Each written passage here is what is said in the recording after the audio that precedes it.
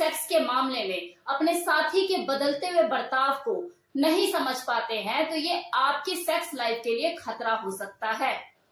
अगर आपको अपनी सेक्स लाइफ को खुशहाल बना के रखना है तो इसके लिए आपको अपनी वाइफ की बदलते हुए बर्ताव को समझने की जरूरत है कि आखिर ऐसा क्यों है। तो आज हम इसी के बारे में बात करेंगे कि कोई महिला सेक्स से बचने के लिए बहाने क्यों लगाती है।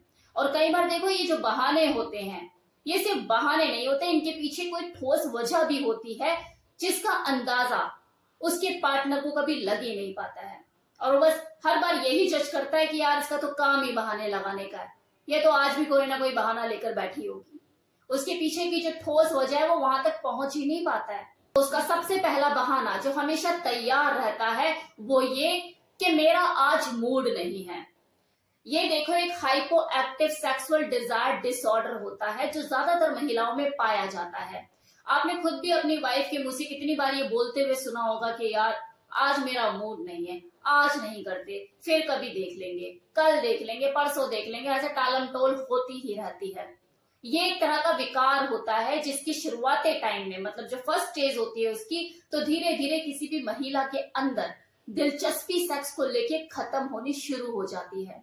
जैसे ही दूसरी स्टेज आना शुरू होती है तो उसकी यौन इच्छा बिल्कुल खत्म हो जाती है, होती ही नहीं है, उसका मन ही नहीं करता। और जब ये स्थिति आउट ऑफ कंट्रोल हो जाती है, बिल्कुल बिगड़ जाती है, तो वो सेक्स से बचना शुरू कर देती है, मुंह पे मना तक करना शुरू कर देती है कि नहीं करना।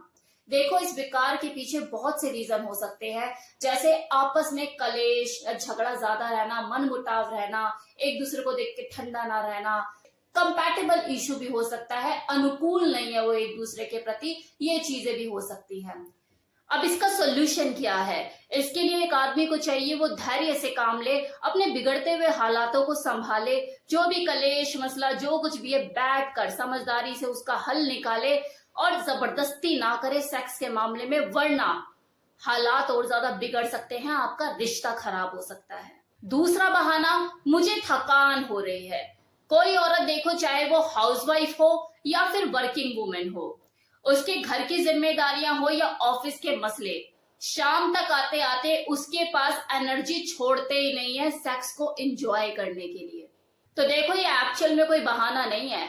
मैक्सिमम टाइम ऐसा होता है कि एक औरत सुबह से लेकर शाम तक अपने घर की जिम्मेदारियों को संभालते संभालते, खासकर बच्चों की जिम्मेदारियों को संभालते संभालते, उनके नखरे उठाते उठाते इतना थक चुकी होती है कि रात में बस उसे बहुत थकान होती है, वो एक्टिव हो ही नहीं पाती किसी चीज के लिए। अब इसका सोल्यूशन क्या है? तो पहले ये समझिए कि sex is also a exercise, और थकी हुई बॉडी के साथ आप रात को एक्सरसाइज कर सकते हैं? कर पाओगे? नहीं कर सकते। तो इसके लिए बेटर है कि आप डेली बेसिस पे उसके साथ सेक्स करने की बजाय या अल्टरनेट डेज पे उसके साथ सेक्स करने की बजाय वीक में या 15 दिन में कोई एक दिन या 2 दिन अपने फिक्स करें। उस फिक्स डे को सेक्स डे की तरह सेलिब्रेट करें। मतलब उस दिन ऐसा कोई काम नहीं होना चाहिए उसके पास, दिन में वो फ्री हो। ये नहीं कि यार दिन का लंच भी बनाना है, फिर रात के डिनर की भी चिंता है, या कपड़े रखे हुए धोने हैं, या बच्चों में खिली हुई है, वो चीज नहीं होनी चाहिए। अब वो आपको कैसे मैनेज करना है, ये पूरा ये जो प्रोसेस है, ये प्लानिंग आपको कैसे करनी है, ये आपको देखना है। लेकिन इससे बेटर, इससे बढ़िया तरीका नहीं हो सकता। वो माइंड से भी फ्री रहेगी, बॉडी भी हल्की रहेगी, एनर्जी पूरी रहेगी बॉडी में, तो आपको पूरा सहयोग कर पाएगी उस दिन। अब तीसरा बहाना जो उसके पास तैयार होता है वो है कि सर में दर्द हो रहा है मुझे। देखो, ये जो प्रॉब्लम है ये ज्यादातर वर्किंग वुमेन के साथ देखी जा सकती है। ऑफिस का काम का कुछ ज्यादा ही प्रेशर है, ओवरलोडेड है, टारगेट अभी तक कंप्लीट नहीं हुआ, महीना आ गया सर पे, जवाब क्या दूंगी ऊपर मैं, बहुत सारी चीजें ऐसी जो लगी रहती हैं, ऑफिस का वर्क ज्यादा होता है, प्रेशर में रहती हैं। और उन वर्किंग वुमेन की तो आप पूछो ही मत, जो कि बाहर भी संभालती है और घर पे भी आकर उन्हें देखना होता है। तो ऐसी औरतों को ये जो होता है सर में दर्द, इसकी शिकायत रहती ही है। आप उनका पर्स कभी चेक भी करोगे ना भूले बिसरे, आपको सर दर्द की गोली उनके पर्स में जरूर मिलेगी। अब इसमें देखो, पुरुष को कुछ नहीं करना है, जो करना उस महिला को ही करना है। उसे समझने की जरूरत है कि वो जिस मानसिक तनाव की वजह से सेक्स नहीं करना चाहती, ये जो सेक्स है उसका मानसिक तनाव, उसका सर का दर्द, यही चीजें खत्म करने में सहायक बनेगा। वो इस सेक्स को एक तरह से मेडिसिन की तरह, दवाई की तरह यूज करे। तो यहां पर उसे ये चीज समझने की जरूरत है। ये मानसिक तनाव, ये स्ट्रेस रिलीफ ही तो करता है सेक्स। अब एक अगला बहाना जो उसके पास होता है वो ये कि बेबी उठ जाएगा। देखो, जब बच्चा हो जाता है तो उसके बाद किसी की भी मैरिड लाइफ में एक बड़ा बदलाव आता है। एक औरत की जो लाइफ होती है वो तो पूरी तरह से अस्त व्यस्त हो ही जाती है। सेक्स के बारे में सोचने के लिए उसके पास टाइम भी नहीं होता, वो इतनी ज्यादा बिजी हो जाती है। तो ऐसे में देखो, बच्चा होने के 1-1.5 साल तक तो जो हस्बैंड वाइफ दोनों ही होते हैं वो कैसे सेक्स कर रहे होते हैं ये मुझे आपको बताने की जरूरत नहीं है। लेकिन जब बच्चा गोदी से उतर के चलने वाला हो जाता है तब तो उस वाइफ को, उस महिला को अपने बारे में सोचना चाहिए, अपनी सेक्स लाइफ के बारे में सोचना चाहिए, उसे दोबारा ट्रैक पे लेकर आने के लिए कोशिश करनी चाहिए। क्योंकि देखो, बच्चे की जिम्मेदारी तो ऐसी होती है जिससे आपको जिंदगी भर छुटकारा नहीं मिलने वाला। अगले की शादी भी हो जाएगी ना, वो खुद बाल बच्चों वाला हो जाएगा, तब भी आपको उसकी चिंता सताती रहेगी। लेकिन ये मत भूलिए कि आप भी किसी की बीवी हैं, आपकी भी अपनी सेक्स लाइफ है। तो इसलिए उसे सेक्रीफाइस क्यों कर रहे हो, उसके बारे में भी थोड़ा सा सोचिए। अगला बहाना जो एक औरत के पास तैयार रहता है कि मैं पीरियड हो रही हूँ, माहवारी चल रही है। देखो, ये ऐसा बहाना है जिसके आगे हर पुरुष नतमस्तक होना ही पड़ता है, अपने घुटने टेक नहीं पड़ते हैं, और कुछ कर नहीं सकता, क्योंकि दुनिया का सबसे बड़ा सच है।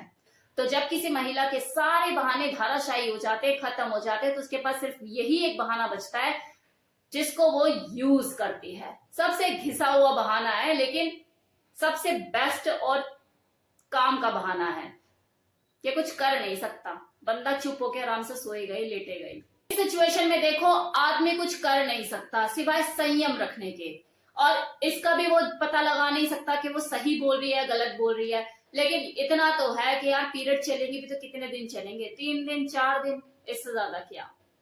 तो ये आपस की अंडरस्टैंडिंग के ऊपर है। ये बहाना हो भी सकता है और नहीं भी हो सकता है, इसमें आप चैलेंज नहीं कर सकते, ये तो एक औरत ही जानती है। तो इस सिचुएशन में पुरुष को चाहिए वो संयम बरते और उसके साथ दोस्ताना व्यवहार करे। आखिर 2-3 दिन की तो बात है, अगर वो सच कह रही है, अगर ऐसा है तो आपको उसके साथ संयम बरतना चाहिए। अब देखो, ये तो थे वो सारे बहाने जो कि मैंने आपको बताए कि कोई महिला इन बहानों का उपयोग करके सेक्स से बचने की कोशिश करती है। इनके पीछे की वजह भी मैंने आपको बताई। अब कुछ दोष देखो हमारे समाज का भी होता है, क्योंकि हमारे समाज में लड़कियों को सेक्स के मामले में खुलने की आजादी नहीं दी जाती। ऐसे में देखो, उनके मन में सेक्स को लेके न जाने कितनी दुविधाएं और समस्याएं, उलझने होती हैं कि शादी होने के बाद भी काफी लंबे समय तक वो अपने हस्बैंड के साथ खुल नहीं पाती।